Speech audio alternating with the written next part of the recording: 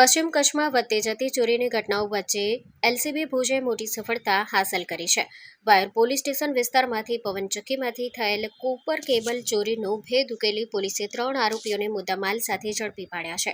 આ દરમિયાન પોલીસને બાતમી મળી હતી કે કુસા ગામની સીમમાં આવેલી સુઝલોન કંપનીની પવનચક્કીમાંથી કોપર કેબલ ચોરી કરી ગામમાં સંતાડવામાં આવ્યા છે.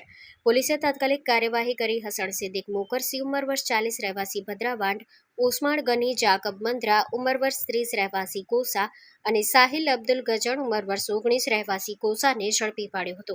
તપાસ દરમિયાન આરોપીઓ પાસેથી અંદાજે 300 કિલો કોપર કેબલ જેની કિંમત ₹2,10,000 મળી આવ્યા હતા. પૂછપરછ દરમિયાન આરોપીઓએ લગભગ 20 દિવસ પહેલા સુઝલોન કંપનીની પવનચક્કી નંબર 289માંથી રાત્રિના સમયે ચોરી કર્યાની કબૂલાત કરી હતી.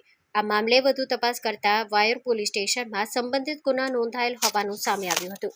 પોલીસે ત્રણેય આરોપીઓની અટક કરી આગળની કાર્યવાહી માટે વાયર પોલીસ સ્ટેશનને સોંપ્યા છે. આ કેસમાં શકુર જુણસ ગઝણ રહેવાસી કોસા નામનો એક આરોપી હજુ ફરાર છે. Story report by Kiran Gori, Bhuj.